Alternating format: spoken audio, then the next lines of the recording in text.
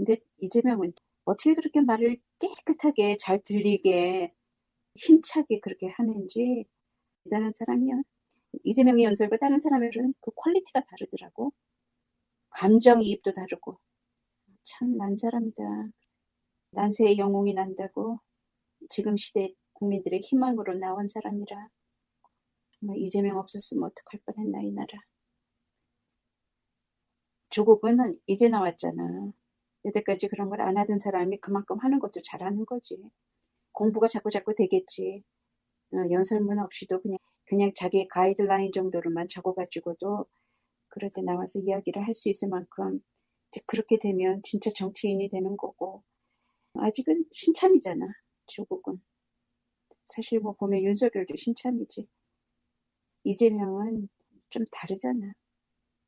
비교를 한다는 게 사실 우스운 건데 우리 국민들은 여태까지 많은 정치인들을 봐왔지만 이재명 같은 사람이 뭐 노무현이 좀 비슷하다 그런 생각이 들기는 하지만 이재명 같은 사람은 없었어. 솔직히 시간이 갈수록 그 귀함을 알게 되는 거지.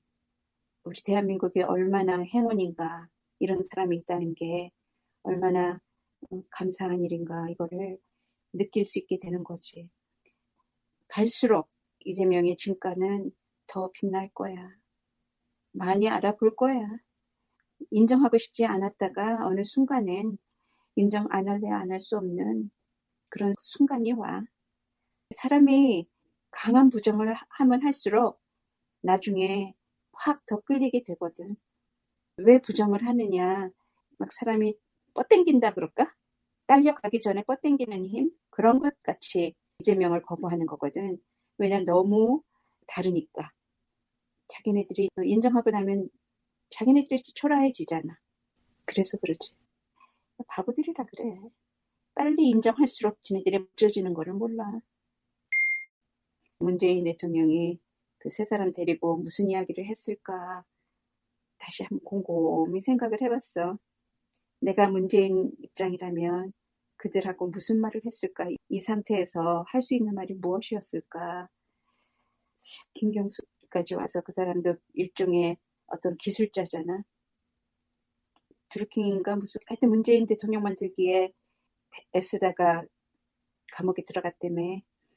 뭔지 모르지만 문재인이 직접 나서서 뭐는 할 수 없고 조국하고 이재명이 지금은 실질적인 국회의원이니까 이제 됐으니까 뛸 사람이잖아.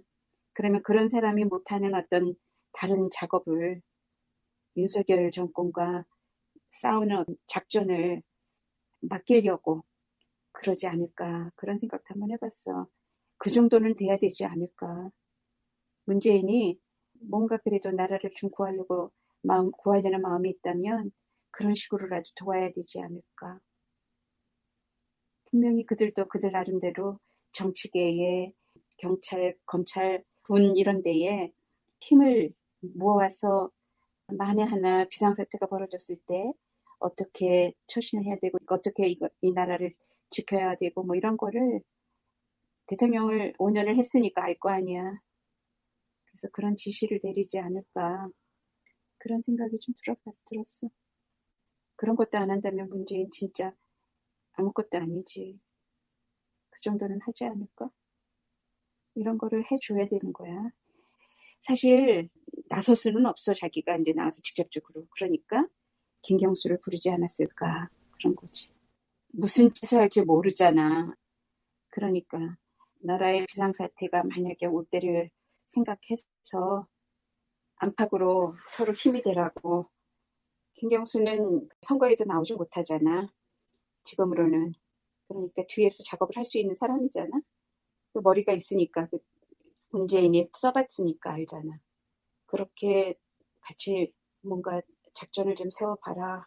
그러지 않았을까. 노무현 대통령 기일에 온 거거든. 근데 이제 그거는 하나의 핑계로 온 거고 어떻게 지령을 내린다 그러면 좀 너무 그렇고 문재인 대통령의 나름대로의 준비 작업이 있지 않을까.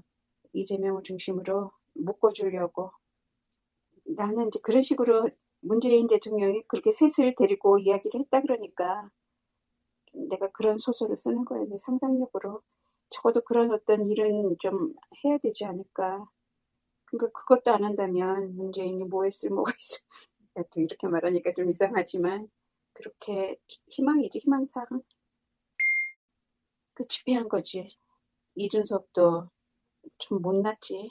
장외에는 왜 참가를 안 하겠다고 결정을 해서 자기만 홀로 스스로 왕따를 시켰네. 최혜병 그 집회에 안 나갔잖아. 그러면 자기도 거기에서 한마디 할 기회가 있을 거 아니야. 당대표는 아니더라도 퍼나라도 보내든지 뭐 그래야 되는데 그걸 안 했더라고. 얘가 양다리 걸치고 있나. 이준석이 좀 마음에 안 들더라고. 왜 그렇게 자기 잘났다고 감각이 있는 것처럼 그렇게 여기저기 돌아다니면서 이야기는 하고 최혜병이 거는 자기가 분명히 가결시켜야 된다 그러고 떠들면서 왜 바깥에 그 모든 6개의 야당이 다 모였는데 자기가 7당이 안 나갔잖아. 그러니까 범야권이 아니라 걔는 여권이다라고 그러잖아. 그런 소리 들을 짓을 왜 해? 결국은. 그러니까 자기가 스스로 결국은 윤석열 잘못되면 자기가 보수 국힘을 먹겠다라는 걸 보이는 거지. 국힘 접수하려고 나중에 요렇게라도 좀 하는 거 아닌가. 근데 쫓겨난 거랑 지금은 상황이 윤석열을 쫓아낼 수 있다라는 것에 거기에서 기회를 엿보는 거지. 아마도 국힘도 지금 분주하게 바쁘게 돌아가고 있을 거야. 얼마나 많은 파로 나뉘고 있는가 한번 봐봐. 나경원으로 당대표를 하겠다 그러는 이야기가 있는가 하면 안철수도 큰 소리를 내잖아. 딴에는 최혜병 건 가결시켜야 된다 그러고. 그래서 이번에 최혜병 거기에 가결을 하겠다고 나서는 사람들 그 파들이 어떻게 또 다른 어떤 하나의 파를 만들어서 분열이 일어나지 않을까. 그래, 그런 생각이 들어. 내가 뭔가 큰 그 균열이 가고 있다. 그래서 그걸 아마 이준석이 받아먹으려고 그런 거 아닐까. 지가 꾀가 있으면 그렇게 하겠지.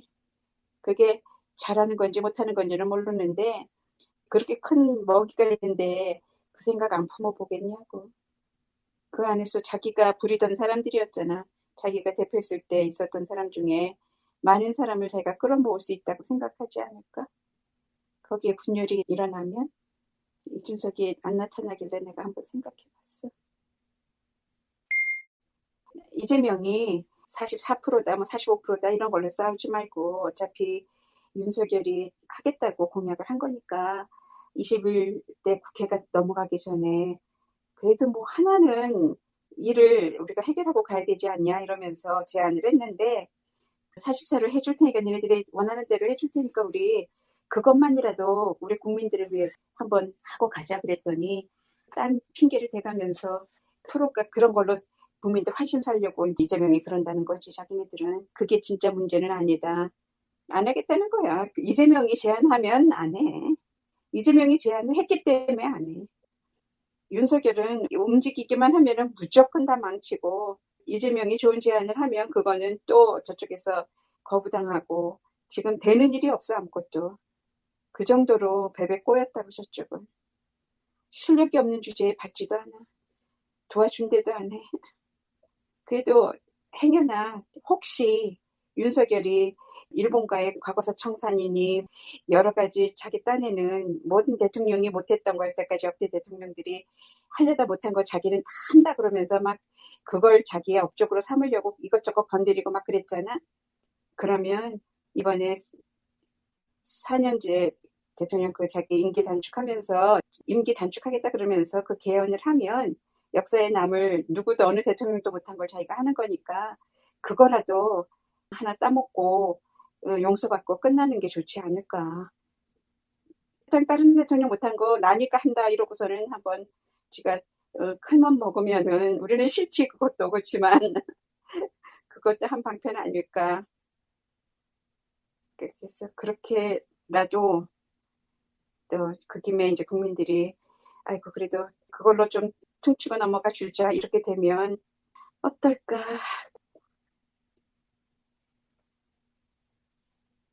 참 막막한 인생이다. 그쪽도 우리나라 국민들도 너무 막막한 인생들이다. 지금 북한이 미국 그 선거 때를 노려서 무슨 짓을 할까? 그게 제일 위험하잖아. 그러니까 뭐또 힘을 과시한다든지 러시아랑 힘을 모아가지고 공격을 한다든지. 지금 미국이 아주 전쟁 때문에 여기저기 전쟁하느라고 정신이 없을 때 한번 노려볼 수 있지 않을까 그러고 있지 않나. 취약할 때, 그러니까 사람은 자기 상대 적을 이렇게 노려봤을 때 가장 약할 때가 언젠가 큰 싸움에서 소진했을 때잖아.